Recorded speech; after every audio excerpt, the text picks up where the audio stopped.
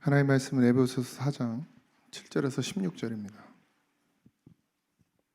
다 찾으셨나요? 교독하겠습니다. 7절부터 16절까지입니다. 우리 각 사람에게 그리스도의 선물을 분량대로 은혜를 주셨나니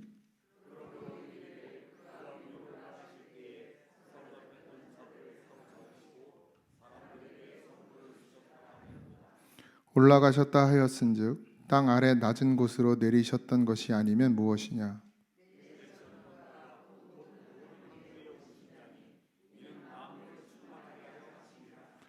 그가 어떤 사람은 사도로, 어떤 사람은 선지자로, 어떤 사람은 복음 전하는 자로, 어떤 사람은 목사와 교사로 삼으셨으니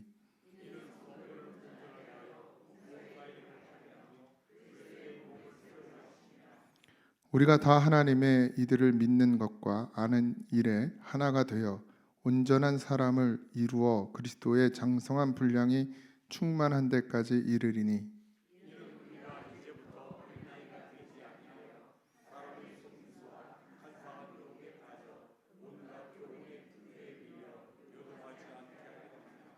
오직 사랑 안에서 참된 것을 하여 범사에 그에게까지 자랄지라. 그는 머리니 곧 그리스도라.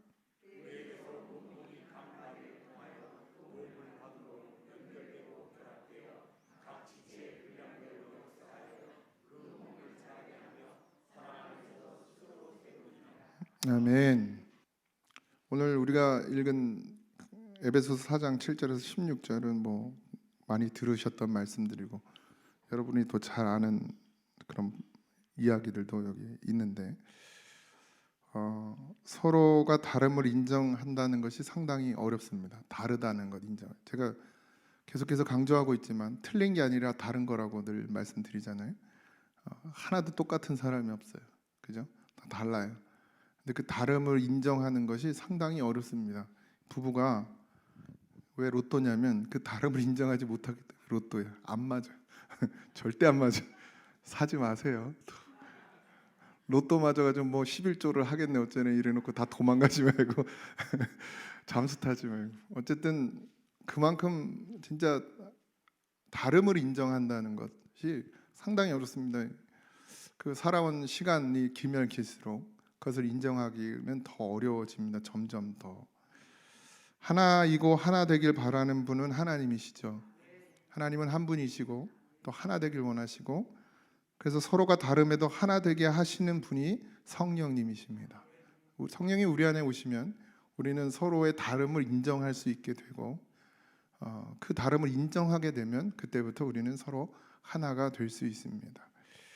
각 지체라고 그랬거든요. 다 다르게 생겼고 각 지체가 한 몸을 이루게 되는 것, 이것이 성령의 역사고 그리스도의 역사입니다. 분명히 우리는 하나 돼야 하지만 우리가 정말 성령의 충만함을 입어서 하나 돼야 함에도 불구하고 하나 된다는 건 참 어려운 일이고 사람으로는 절대 되지 않는 일입니다. 어렵다는 말보단 안 된다는 말이 맞죠. 부부도 안 되잖아요. 그죠? 어떻게 이렇게 잘 아냐고요? 저도 결혼해봐서 잘 알아요.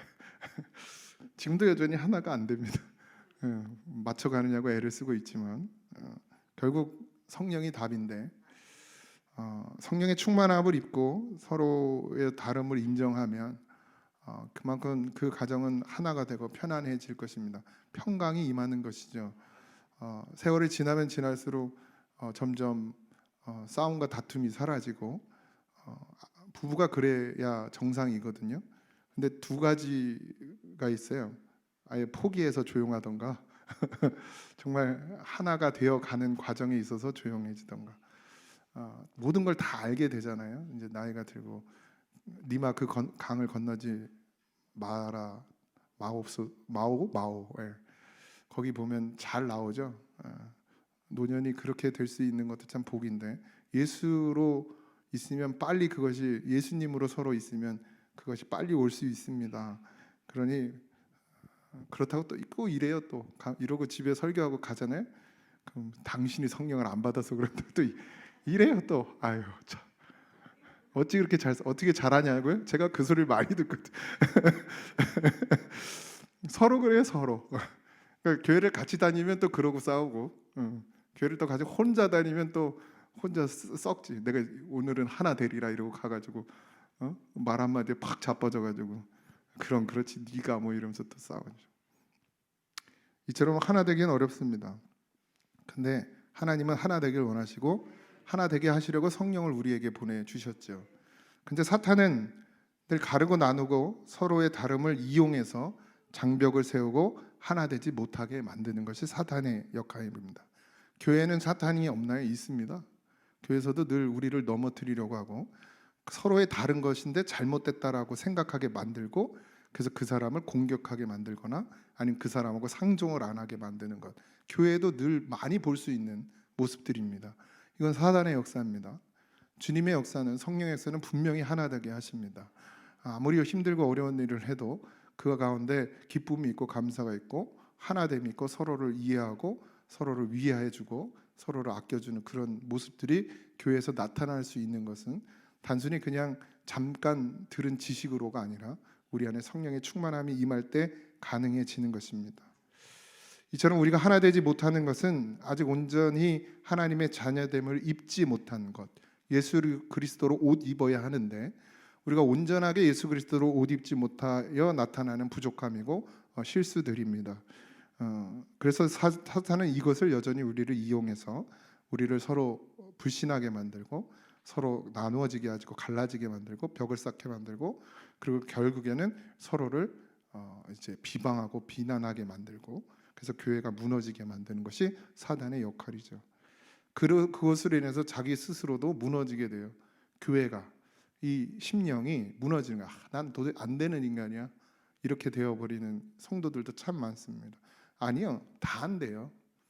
예수님으로만 되는 것이고, 그래서 부족함을 깨닫게 하시는 것도 주님이고, 그래서 예수님께로 더 가까이 나아가면 되는 거예요. 그럼 주님은 또 우리를 붙드시고 힘 주시죠.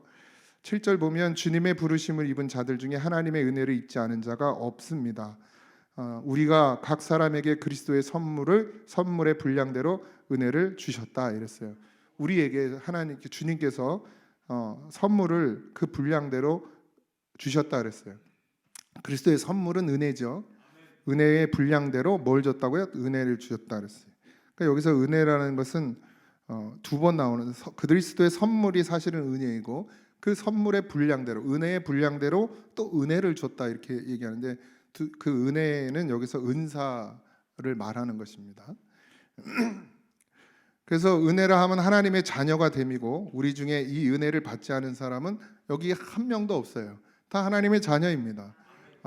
뭐 내가 믿음이 있고 적고, 제가 아까 말씀드린 것처럼 여전히 넘어지고 쓰러지고 자빠진다 할지라도 우리는 다 하나님의 자녀임은 분명합니다. 그리스도로 구원받은 자이죠. 근데 성경은 더 큰 은혜가 있음을 말하고 있어요. 하나님의 꿈을 이루시기 위해 우리를 사명자로 부르셨다는 것입니다. 그래서 어떻게 해요? 그리스도의 선물을 분량대로 뭘 준다고요? 은사를 준다. 은사는 왜 주냐면 하나님의 꿈을 이루기 위해서 우리를 사명자로 부르시는 거예요. 그러니까 단순히 구원받는 것에서 끝나는 것이 아니라 더 큰 은혜가 있다는 거죠. 그것이 은사라는 거예요. 하나님의 꿈을 이루는 자로 부르신다. 우리는 쉽게 이해하기 쉽게 사명자라 이렇게 얘기하죠. 그리스도의 선물의 분량대로 은혜를 주셨나니, 여기에서 은사라고 그랬습니다. 그리스도의 선물이 바로 은혜이고 그 은혜의 분량대로 각 사람에게 은사를 주셨어요. 이것도 다름이에요. 누구에게는 작은 은사를 줬기도 하고 누구에게는 큰 은사를 줬지만 그것이 믿음의 정도의 차이가 아니라 하나님이 주신 거예요. 하나님 마음대로. 우리 이제 노권사님들은 힘으로 아래도 아직 풀 뽑으셔. 우리 교회에서 풀은 제일 잘 뽑아.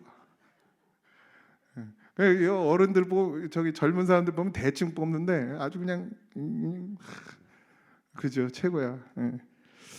어쨌든 그 분량대로 하나님이 은사를 주신 거예요. 거기에 쓰임 받는 거죠. 근데 큰 은사 받은 자가 받았다고 생각하는 자가, 은사는 사실 크고 작음이 없음에도 우리 생각으로는 큰 것이 있다 생각하고 작은 것이 있다 생각해요. 그래서 그것을 가지고 큰 것처럼 생각하는 자가 작은 것이라고 생각하는 자를 멸시하기도 하고 비난하기도 합니다. 근데 은사에는 크고 작음이 없어요. 굳이 큰 것 작은 것을 말하자 그러면 사랑이 제일 크죠.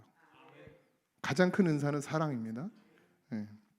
그때 그 시대에는 방언에 대한, 그러니까 여러 가지 은사들이 있죠. 뭐 교사가 되는 일도 있고 뭐 이제 뒤에 말씀드리겠지만 여러 가지 이제 교회 안에서의 은사들이 있는데 그 중에 가장 큰 은사를 방언으로 쳤어요. 왜냐하면 그 마가의 다락방에서 일어났던 사건, 첫 성령의 성령의 임재를 경험했던 그 마가의 다락방에서 첫 뭐였죠? 은사가 방언이었어요. 그 방언이 터졌죠. 근데 그 방언과 지금 우리가 하는 방언은 좀 달라요. 그때는 진짜로 각 나라 말로 했던 거예요. 지금은 알아들을 수도 없는 말로 하지만 그때는 각 나라의 말로 했다는 거죠. 그래서 그 방언을 그 시대에는, 요 시대에는, 초기 기독교 시대에는 가장 큰 은사로 생각했습니다. 근데 사실 그것이 가장 큰 은사는 아니고 주님도 하나님도 그렇게 말씀하신 적도 없어요. 방언이 가장 크다라고 이야기한 적도 없습니다. 8절부터 10절을 보면 그러므로 이르기를 그가 위로 올라가셨을 때에 사로잡혔던 자들을 사로잡으시고 사람들에게 선물을 주셨다 하였도다. 올라가셨다 하셨은즉 땅 아래 낮은 곳으로 내리셨던 것이 아니면 무엇이냐? 내리셨던 그가 곧 모든 하늘 위에 오르신 자니 이는 만물을 충만하게 하려 하심이라. 이 모든 것이 사랑이었습니다. 이게 뭐예요? 주님께서 이 땅에 오셨다가 지옥으로도 또 내려가셨다가 다시 하늘로 올라가셨다가 또 성령으로 다시 이쪽에 내려오셨다. 이 주님의 사역을 말하는 거예요. 구원의 사역을 말씀하는 거예요. 지금 그 모든 것이 뭐예요? 사랑으로 이루어졌죠. 오르고 내림이 하나님의 사랑과 구원을 이루기 위한 그리스도의 사역이었어요. 그러니까 지금 올라갔다 내려왔다 올라갔다 내려왔다 이렇게 표현하는 이것이 하나님의 인간을 향한 사랑과 구원을 이루기 위해서 그리스도에게 주신 사역이라는 것이죠. 그것을 통해서 마지막에 만물을 충만하게 했다 이랬는데 이 만물을 충만하게 한다는 뜻은 그리스도를 중심으로 모이게 된다라는 거, 하나 되게 된다라는 거. 예수 그리스도로 하나 된다. 이게 뭐죠? 교회죠. 그리스도로 한 몸을 이루는 것, 그것이 교회입니다. 그러니까 만물을 충만하게 하려는 한다는 것은 교회를 세워 가시겠다라는 뜻이에요. 교회는 뭐죠? 무형의 교회를 말하는 거예요. 여기서 말하는 이 건물의 교회를 말하는 것이 아니라 여러분들 각 심령을 이야기하는 것입니다. 또 이 공동체를 이야기하는 것입니다. 여러분의 각 심령의 교회도 중요하고 이 공동체 교회도 중요합니다. 공동체 교회가 왜 중요한지는 계속해서 말씀드렸죠. 그래서 그렇게 만물을 충만하게 예수 그리스도가 십자가에 달려 죽으시는 사역, 하늘에서 아들로 내려와 아들에서 십자가를 달려 죽으시고 다시 지옥에서 부활하시고 다시 하늘에 올라가시는 이 모든 사역이 뭐를 위해서? 교회를 세우기 위해서, 만물을 충만하게 하시는 것, 예수 그리스도를 중심으로 모이게 하는 것, 그것이 이 구원의 역사의 핵심이란 말이시죠. 그리스도를 중심으로 모인다는 것은 우리가 하나님의 세계에 속하여 있다는 것을 확인하는 것이에요. 교회는 하나님의 세계입니다. 제가 말씀드렸죠? 이 땅의 모든 것이 하나님의 세계. 왜요? 우리가 어디를 가든 교회니까. 그러니까 하나님의 세계는 어디 다른 곳에 있는 것이 아니 사실. 늘 우리와 함께 있죠. 우리가 어떤 믿음으로 서 있느냐에 따라서, 우리가 누구의 자녀이냐에 따라서 그 체험이 충만이라는 것입니다. 그러니까 하나님의 세계 속에 거하면서 그것에서 교회가 되는 것, 그것을 충만이라고 표현하는 거죠. 하나님과 나와 연결되어 있음을 깨닫는 것이죠. 여러분들 교회에 와야 하나님하고 코드를 꽂나요? 마치 교회에 오면 우리가 이 건물의 교회에 들어와서 예배를 드리기 전에 하나님하고 딱 연결해요. 뭐 잭으로 기타 잭 연결하듯이 그래야 소리 나는데 아니죠. 우린 늘 어떻게 해요? 하나님과 함께 하죠. 하나님과 나는 늘 연결되어 있어야 합니다. 그 연결고리가 뭐예요? 예수 그리스도예요. 그래서 예수 그리스도로 우리로 늘 연결되죠. 그래서 제가 그러죠. 늘 주님의 이름을 부르라고. 예수의 이름으로 우리가 예배에 나오는 것처럼 삶 속에서도 예수의 이름을 부르면 하나님과 연결되는 거예요. 그 연결되는 것을 깨달을 때 뭐가 있다는 거예요? 우리 안에 충만이 있다는 거예요. 교회가 있다는 얘기입니다. 충만할 때 그리스도를 중심으로 내 마음이 모이면 하나님의 마음속에 내가 있음을 알게 돼요. 그러니까 내가 예수의 이름을 부르고 그 예수의 이름을 통해서 하나님과 연결되면 하나님 마음에 내가 있음을 깨닫게 된단 말이죠. 알게 돼요. 그게 은혜예요. 그게 성령의 충만함이기도 하고요. 그러면 뭐 어떻게 돼요? 하나님 생각해 보세요. 하나님 마음속에 내가 있다는 걸 알았어요. 그게 보였단 말이에요. 그러면 기뻐할 수가 있겠어요? 없겠어요? 당연히 기쁘죠. 당연히 행복합니다. 그러니까 어디에 가든 무엇을 하든 우리가 기쁘고 행복할 수 있는 것은 그냥 내가 원하고 바라는 것을 이루어서가 아니라 내 삶 가운데서 예수 그리스도를 통해서 하나님과 연결되고 그 하나님과 연결됨을 통해서 하나님 안에 하나님 마음속에 내가 있음을 발견하니까 그 기쁨과 감격을 어떤 것으로도 바꿀 수가 없는 거예요. 그러니까 안 바꾸는 거예요. 세상과 진짜 연결돼 본 사람, 진짜 하나님 마음속에 내가 있음을 본 사람은 그 세상과 세상의 그 어떤 거랑 바꿀 수 있겠습니까? 그 무엇과? 금덩어리랑 바꾸시겠습니까? 멋진 남자랑 바꾸시겠습니까? 여러분들이 좋아하는 게 뭔지 잘 모르겠지만 그것과 바꾸시겠습니까? 못 바꾸는 거예요. 그러니까 하나님 중심으로 살게 되는 것이죠. 11절, 그가 어떤 사람은 사도로, 어떤 사람은 선지자로, 어떤 사람은 복음 전하는 자로, 어떤 사람은 목사와 교사로 삼으셨으니. 이렇게 읽어보면 다 똑같은 사람 같죠? 그죠? 사도나 선지자나 복음 전하는 자나.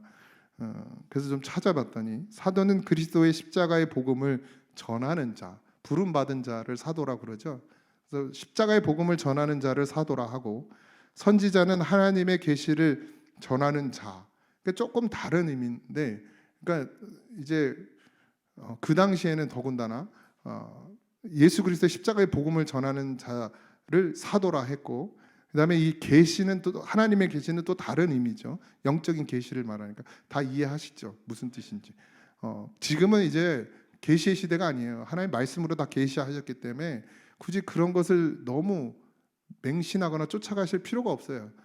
그 당시엔 이 성경이 없었기 때문에 필요했단 말이죠. 근데 지금은 성경 안에 다 요한계시록까지 해서 다 계시되어 있어요. 이것만 있으면 우리가 구원받기에 부족함이 없어요. 이거 알기도 버거워. 그러니 너무 이쪽으로 치우치시면 안 돼요. 물론 잘 중간을 가시기 바라고. 그 다음에 복음 전하는 자는, 여기서 복음 전하는 자는 돌아다니는 사람을 이야기해요. 돌아다니면서 전도하는 사람을 복음 전하는 자라고 표현합니다. 그리고 목사는 포이멘이라는 헬라어를 쓰는데 교회에 소속되어 교회를 세워가는 일을 하는 지도자라고 표현되어 있습니다. 그리고 또 사도행전과 베드로전서에는 이 목사 포이멘이라는 단어를 장로라고 해석하고 있어요. 그러니까 성경에서 말하는 사실 장로는 지금의 목사를 말해요. 그러니까 우리 장로님들도 지금 안수 받잖아요. 이 안수가 아무것도 아닌 게 아니라 권사는 안수를 안 줘요. 목사하고 장로만 안수를 줘요. 그만큼의 권위가 있다는 얘기예요. 그러니까 장로님들도 그만큼의 권위를 가지셔야 돼요. 그만큼의 무게를 가지셔야 된다. 그냥 안수 주는 게 아니에요.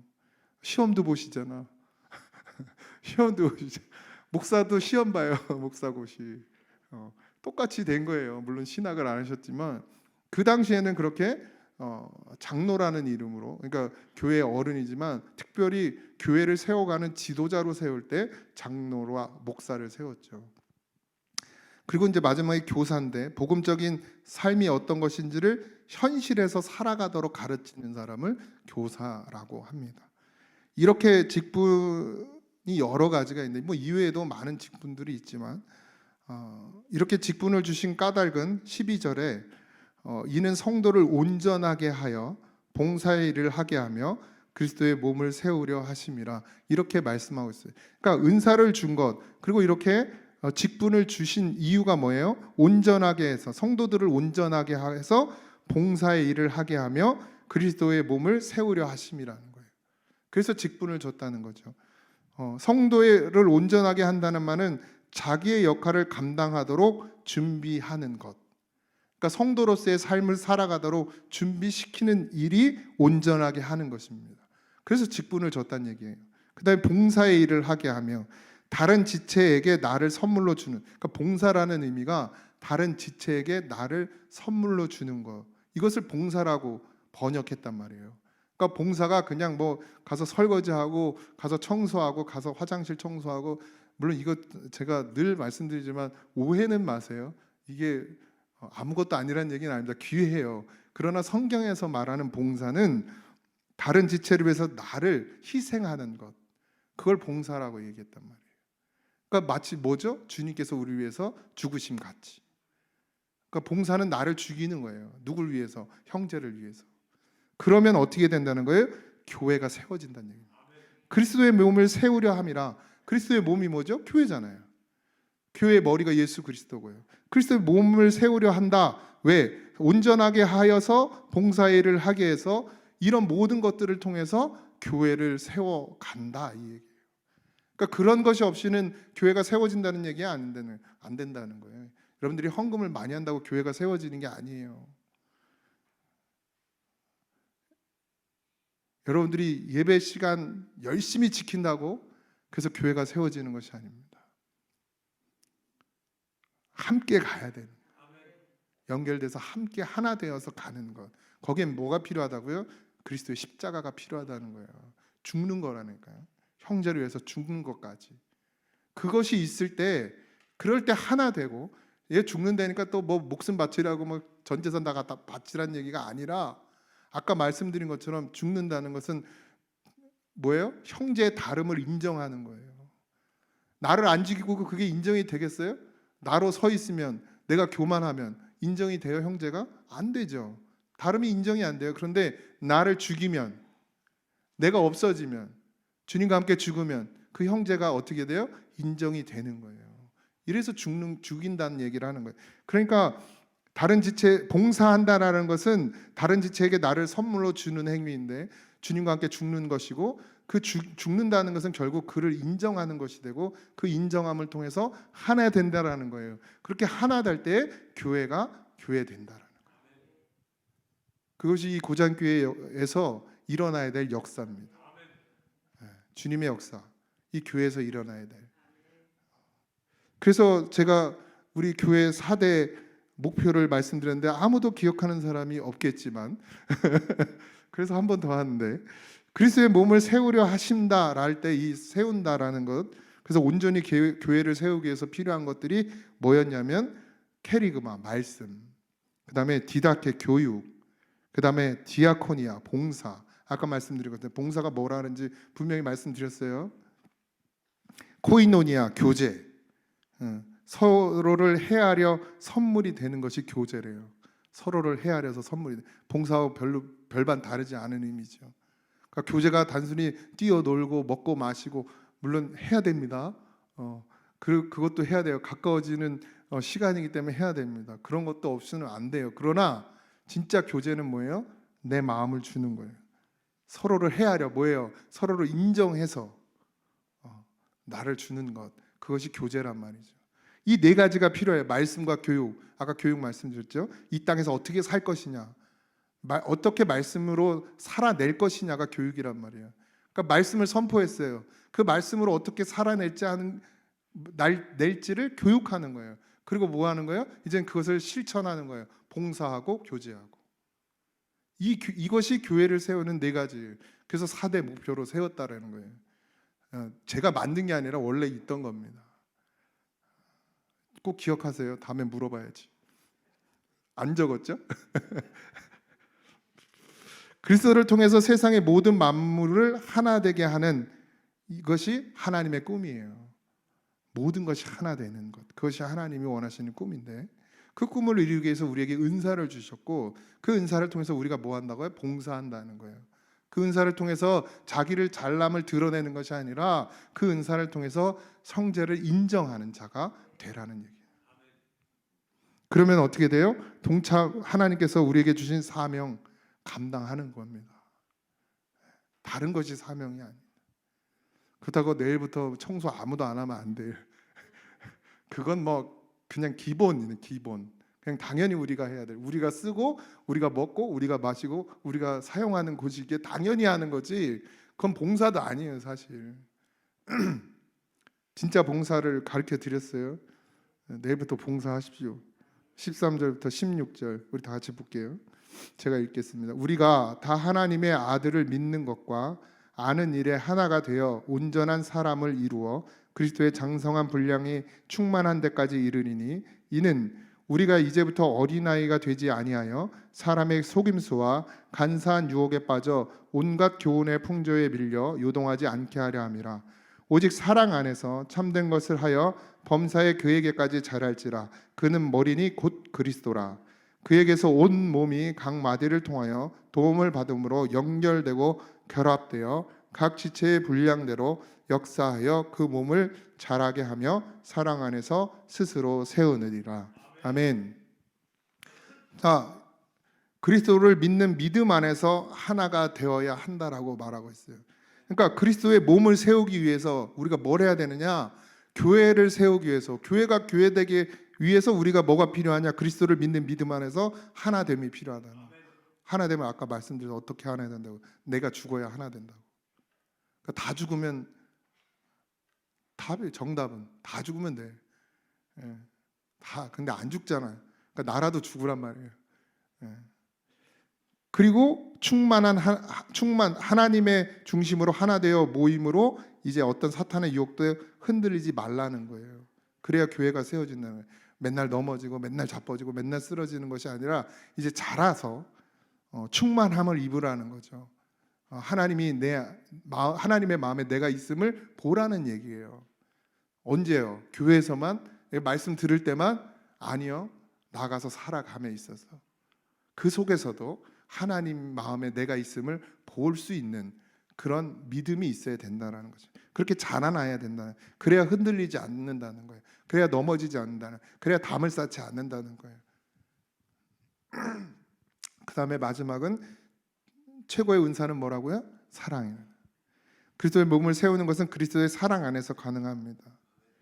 그래서 어떻게 해요? 사랑하라는 거예요. 사랑 안에서 참된 것을 하라고 이렇게 말씀해 주고 있습니다.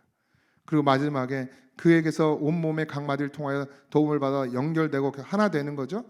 지체의 분량대로, 아까 말했죠, 분량대, 각자의 분량이 있다고 그랬어요. 그걸 인정하세요. 다른 거예요. 이 사람은 이만큼, 이 사람은 요만큼, 저 사람은 이만큼, 다 달라요. 그러나 그게 크고 작음이 아니라 다르다는 거죠. 근데 그것을 해내는 거죠. 분량대로 역사한다는 거예요. 해낸다는 거예요. 그래서 그 몸을 자라게 한다는 것이죠. 그러면 사랑 안에서 어떻게 해요? 스스로 선다는 거예요.